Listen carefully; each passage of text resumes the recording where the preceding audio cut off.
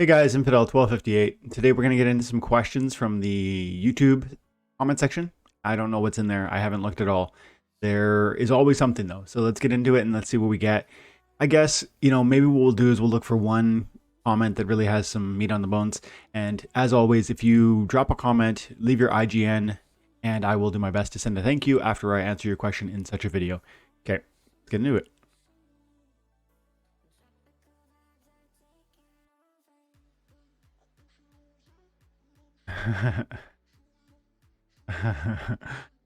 So this is a fun video where I did a claiming Rooney, like 45 minutes of me just like claiming my Rooney, how I did it. If you're new to this stuff, like I'm actually new to OpenSea generally speaking, and it was a bit confusing, but hopefully watching that is kind of fun and helpful. And Robert seemed to like this part. He goes, "There's one of the weapons I really didn't like." Let's put it that way. He goes, "This is a quote." He goes, "This looks quite phallic. It's not my favorite." That had me rolling. That's awesome. Thanks, dude. I'm glad, Robert. And I think Koisun, I'm going to say Koisun. Option one, what's he talking about? Okay. This was me trying to share my two different Rooneys. I have two Rooneys. There's, maybe I could pull them up quickly. No.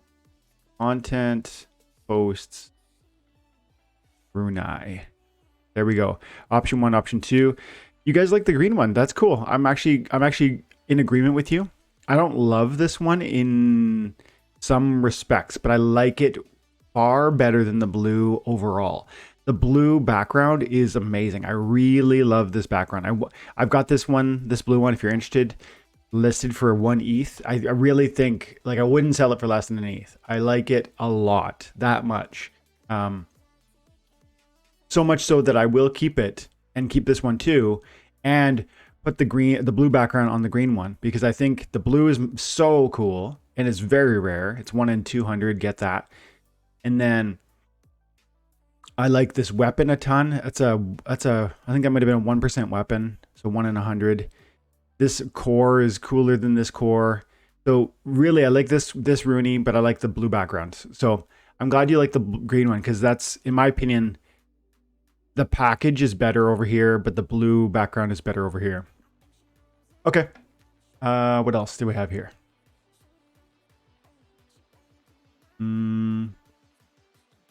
Just George says, this is a fun video. So Time and Attention, our guild, has been doing more and more content for our guild, just for the guild members, not for community. Most of it's you're never going to see it. But some of it ends up here. Like, I'm going to do clips from it occasionally.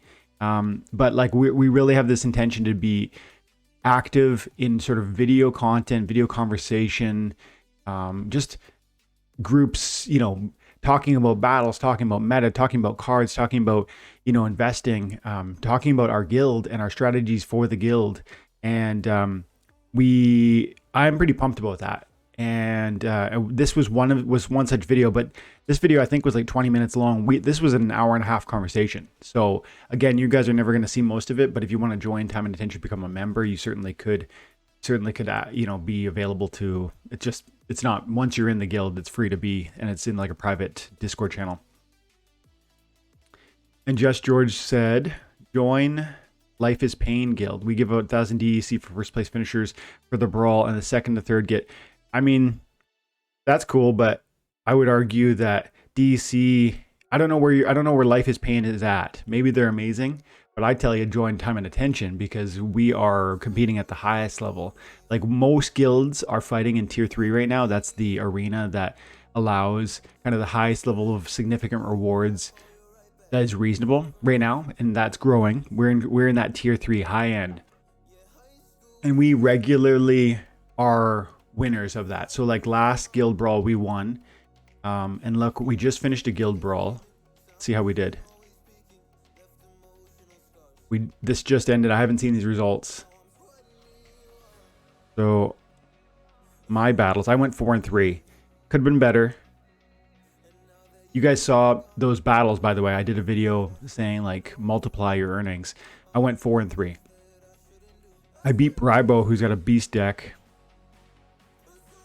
Opponent fled. Wow, that's huge. You do not, guys, if you join a guild, finish your battles. You cannot flee, guys. This is a kick in the balls to every one of your teammates. When you and look, it might sound like I'm giving Masshole a hard time. I don't know him. I'm not trying to be mean to him. I'm just saying everyone who enters a brawl, whether you're in Time and Attention or any other guild, I know your guild hates it when you don't show up. You can't take that brawl and then not show up, because it takes a spot from one of your other guildmates, but also it diminishes the total possible earnings that your whole team can receive. And so let's see where we finished. Time and Attention came in second, dude. Well, at least it wasn't close. See, if I was like one win away from first, I'd be quite frustrated because it would have, it could have come down to me. But as you can see, we won by 3 battles. We were in second, and last time we were first. And Legendary Dragons. Look at these guys here. Let's see if there's any names I recognize. Nope. Oh, Reconnect Nature. Can't remember. We fought each other. I don't know if he beat me or I beat him. Moriarty. These are some beasts, but I don't know them. Oh, Wolf. Wolf was an early Steam blogger. Anyways, this is a serious level of competition, and that's Time and Attention, and we are earning significant rewards. Look, the number 1 guild got 8,000 merits per person. Time and Attention, we each got paid 5,000-ish, 5,600 merits. Yeah, 5,100. So that's 2 packs that are mine, that I get to, to receive as a result of this. Plus my guild is absolutely moving up. So, I mean, good luck to every new guild. I'm for competition, but if somebody wants to be in a high fighting guild, a really significant guild, Time and Attention is available. And but you need to have 1, a heart for community, 2, a vision for where this is going, and 3, I guess consistency and attentiveness to the game. You can't miss your brawls. That's really key. So, anyways, back to the comments. Dustin Webb, same conversation. The conversation at 20 minutes explains why mainstream folks can't get involved. I'm above average and still struggle. So I don't know, Dustin, I don't know what you were saying, bud, but, because I don't know what we said at 20 minutes. That's too bad. And I'm not going to click on it, but, I guess I would say generally speaking that I don't agree that, hang on a second, mainstream folks. This could mean like people who don't understand crypto. It could also mean people, you might be implying people who don't have a lot of money.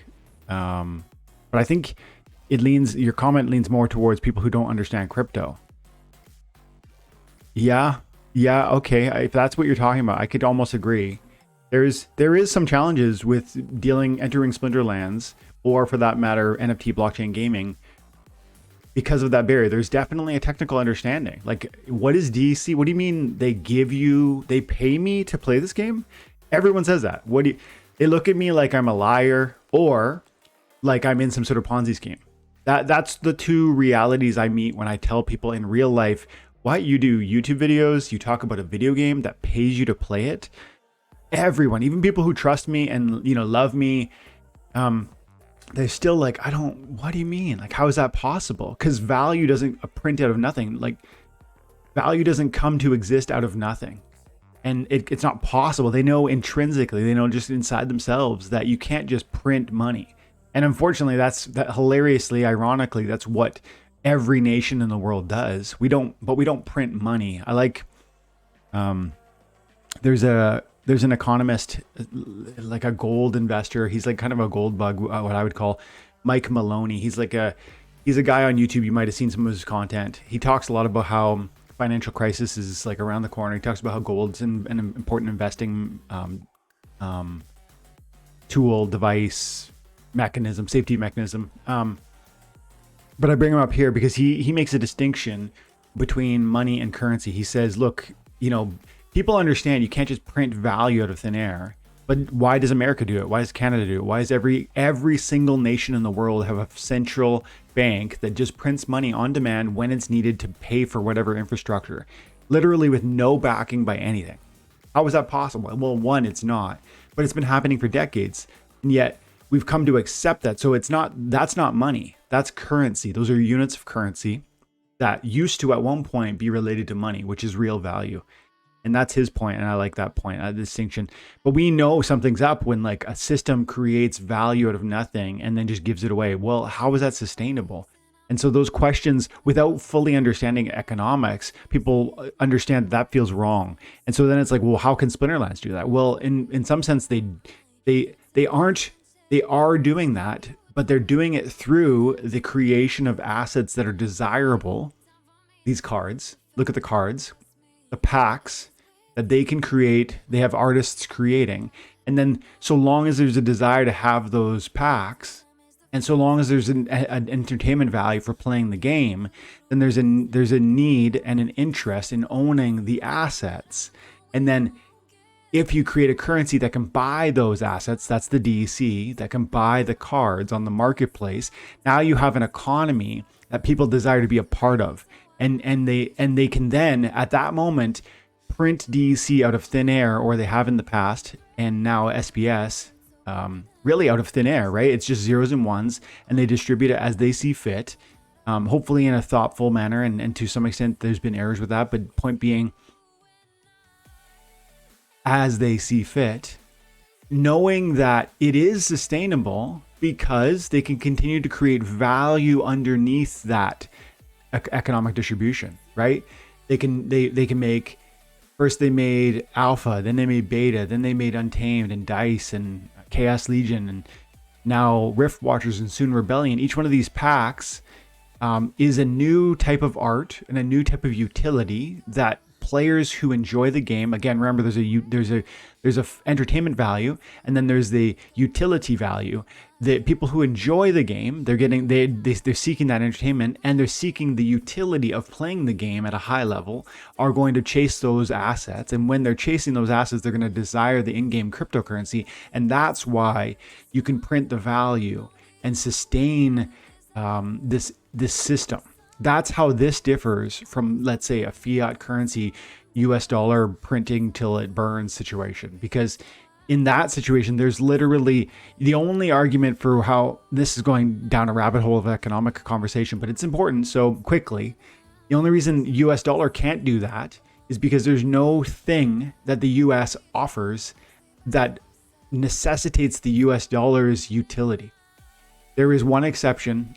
Maybe there's two exceptions. One, US dollars back the sale of oil, and two, the US is essentially the policeman of the world, and that army is literally, that's fiat currency means by force, fiat by force, and so there is some degree of that force element that is literally ensuring the utility and the value of the dollar. But those things, in my opinion, are eroding the policeman world police situation, as well as the US dollar to oil exchange that you're seeing some.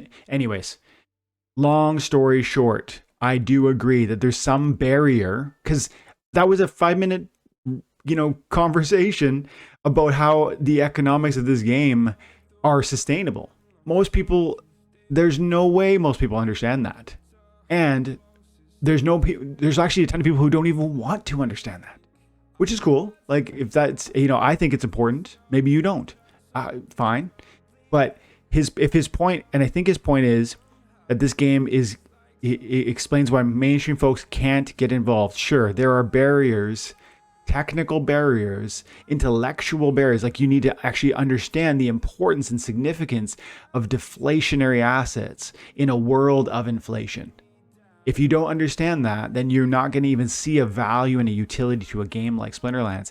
And if you don't see that value, then, well, maybe the entertainment side could grab you, but you need one or the other. You either need to be hooked by the fun, or you need to see the economic opportunity. And if you don't, you won't stay. Great comment. And I will send a little thank you to Rise On there. Let's see. I have a crazy amount of cards and I'm not in a guild. TNA 5, there we go. Woody goes from Woody says, TNA 5, you should join. It's a great guild. It's a great guild, great community. Super true. Go for it.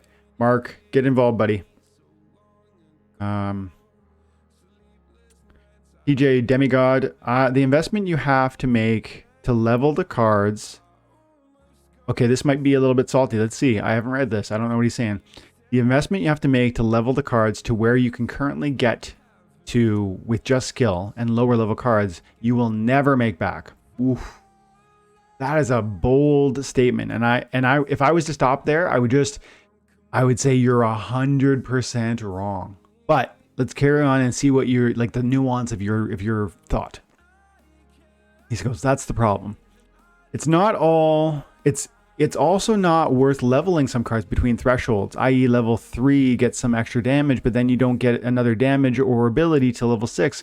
Why would I buy 46 more cards? Yeah, this is a fair point. 46 more cards to combine and go to from level 3 to level 5 just to get one more HP because it will net me a tiny amount of extra rewards. Such a bad proposal. Okay. So the crux of your point is really, you're making 2 points. You're saying the bold comment is that you investing to level up your cards in order to comply with this proposed new reward proposal. If you must know, everyone in Splinterlands knows, but some people might watch this video and this be their first Splinterlands exposure. So quickly, there's a new proposal that says you need to have your cards leveled up to a specific level to get maximum rewards for each win. And it's that simple. You actually have these sort of expectations on where your cards would be at to get your maximum payouts for your wins. And he's saying, look, that's going to mean that I have to level up my cards in a significant way from where I already do. And that's going to be a significant cost and I'll never make it back. And that's the main point you're making. But then you make a second point and you go, it's not worth leveling some cards. Some cards are fine at lower levels. That's a true point. That's 100% true. But I don't think they're not direct. These two thrusts that you're making are not, we can separate them. The first is I think the most important one, because if you're wrong on the first point, then I think your whole argument kind of loses traction. So that's the main point in my opinion. But this is true. So we can quickly touch on this and then go back to the first. You talk about how some cards are better at lower levels. Some cards are fine at lower levels. That's true. If you don't know Splinterlands all that well, or if you've been here for a little while even, you probably already know that sometimes a level 1 card is fine. It's totally fine even at the highest levels of this game. So he's saying, look, why would I want to level it up to a higher level to pay extra money to do that, just so I get a little bit more compliance, a little bit more payout? That's a bad proposal, he says. Well, the one thing is that you as a card holder should want your cards to go up in value, right? You're a card holder, you have cards, you should want those to go up in value. If there's a proposal that necessitates all players invest in a certain amount of those cards, then there is an implication of higher card prices in the future. And that should benefit you. So that's why you should want it. But when you talk about the second point I wanted to make is that you're implying that unless you comply fully with this new expectation, this new proposal, unless you comply fully, that you won't earn. You didn't say exactly that. You said, why would I want to do this? Why would I want to comply in this way? And you said, I'll never make it back. I'll never earn that value back. So you're implying that you're not gonna make enough. Okay. So here you say, it will net me a tiny amount of extra reward. So why would I do it? Well, the thing is, you don't have to do it. This is the other thing that a lot of people are not acknowledging. TJ Demigod doesn't have to do this, even though if this proposal passes. It hasn't even been proposed, but let's say it comes and then it passes.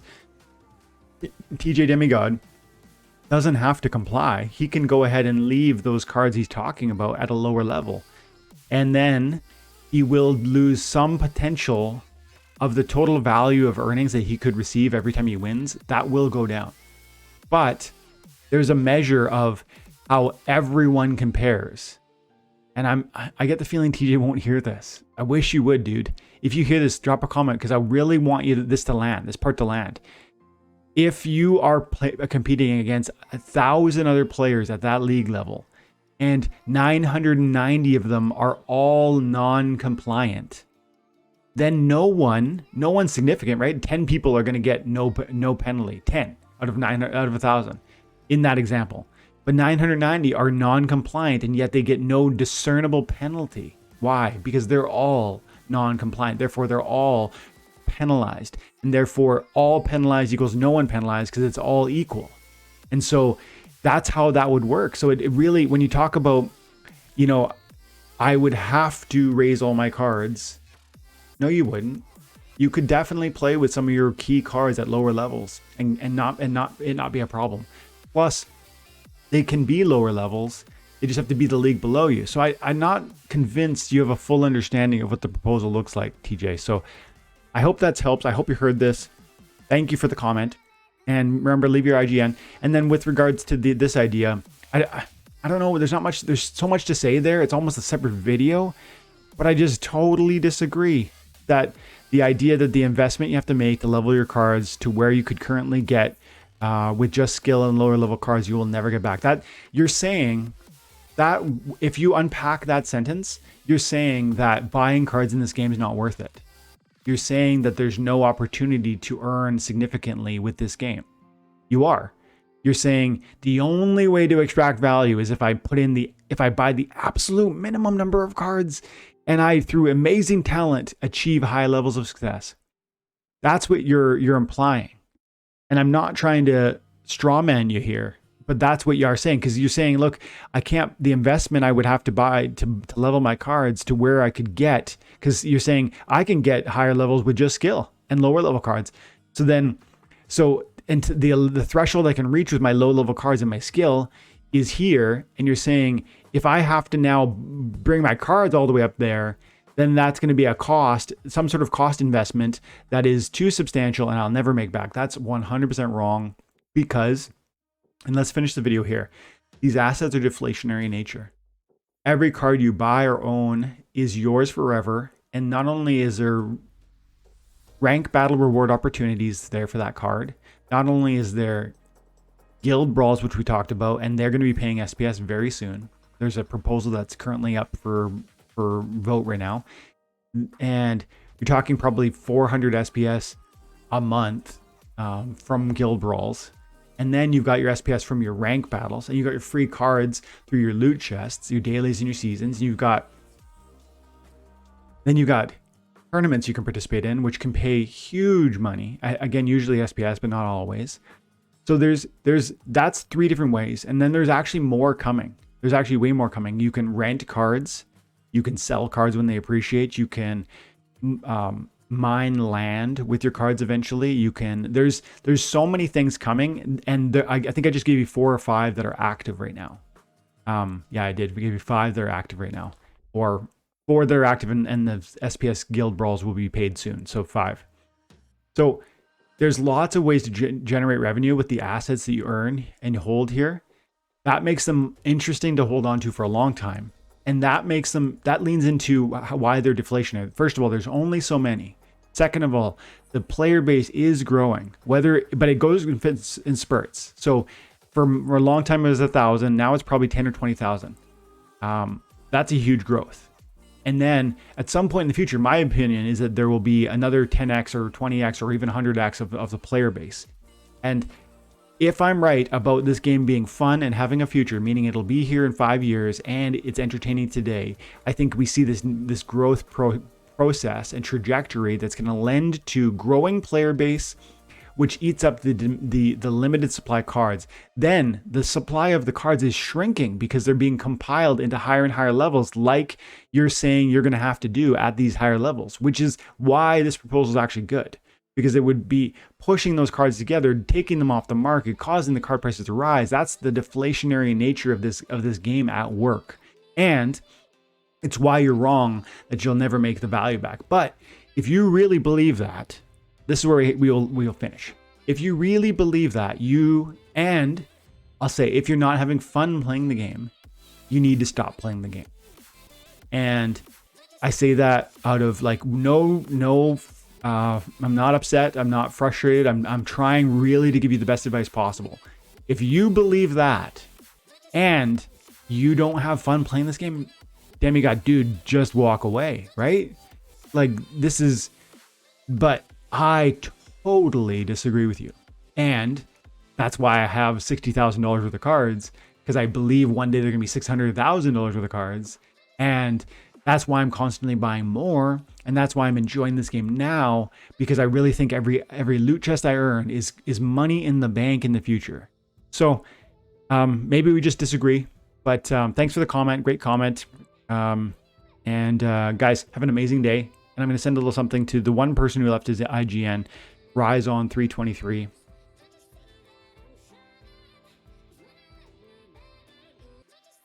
And like I said, the proposal's up for that SPS governance, SPS being paid to the DAO. Being paid to guild brawls. So go ahead and throw a like there. That's always been part of the proposal. This has always been expected. This has always been intended. This is not new or shocking. This is one proposal we should all get behind, and I think is definitely going to pass. But we'll see. We need 43 million, and we've got 42 million already. But then the voting closes in 7 days. So guys, have an amazing day. Thanks for your time and attention. God bless.